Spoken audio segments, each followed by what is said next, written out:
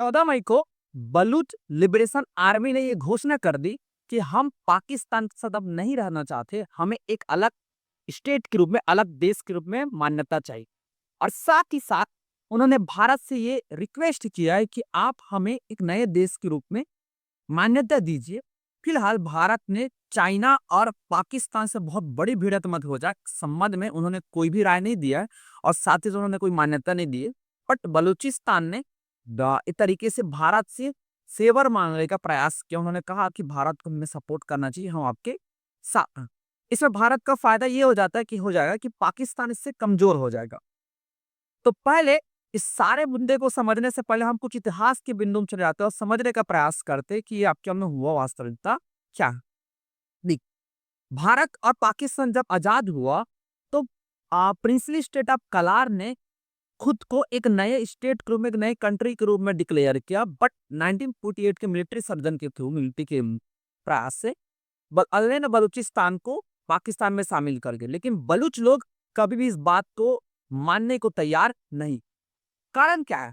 बलूच पाकिस्तान में रहने के नहीं पीछे कारण दो मेन कारण थे। तो उनकी आर्थिक विकास उतना नहीं हो पाया जितना वास्तविकता में होना चाहिए था। दूसरा, बलूच के पास बहुत बड़ी मात्रा में प्राकृतिक संसाधन है। उसकी बहुत बड़ी मात्रा में रेयर मेटल, ऐसे ऐसे पदार्थ है जिससे दुनिया के इंफ्रास्ट्रक्चर को बंद दिया जा सकता है। लेकिन पाकिस्तान और अब चाइना दोनों हमेशा साथ में मिलकर प्रयास करते रहे कि इसका विकास चाइना अपने और पाकिस्तान अपने में करे। उन्होंने बलूच को इसलिए कुछ चीज दिया नहीं।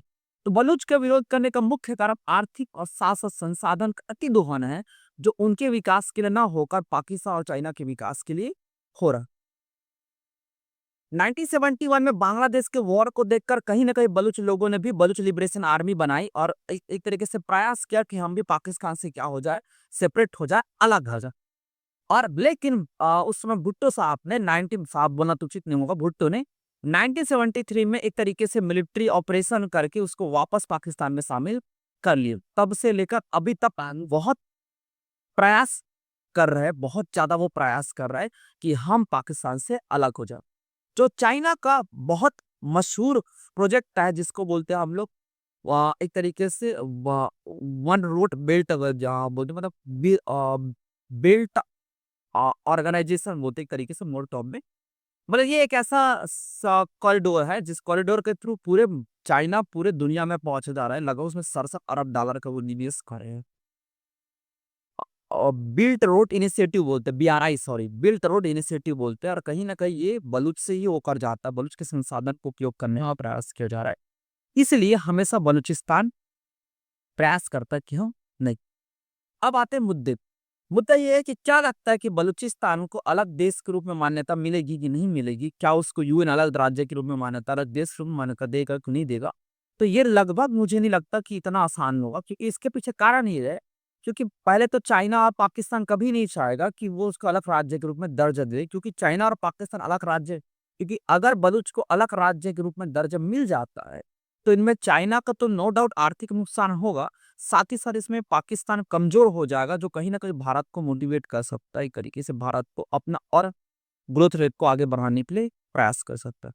दूसरा कारण ये है कि चाइना और पाकिस्तान के शासक कई साले बहुत पावरफुल आपका मध्य भारतीय का मध्य एशियाई देश है, सऊदी अरब हो गया और चीजें, जो कभी नहीं चाहेगा कि बलूच को सेपरेट किया जाए, क्योंकि ऐसे होने पर कई सारे उठ खड़े होंगे आजादी की मांग को लेकर। तो ये थोड़ी-सी समस्या है, बनी रहेगी।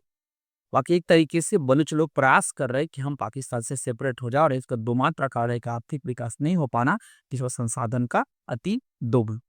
उम्मीद होगा आप ये वीडियो समझ गए होंगे। चैनल को लाइक, शेयर, सब्सक्राइब कीजिए। कुछ नए मज़ेदार वीडियो के साथ हम कल मिलते हैं। धन्यवाद।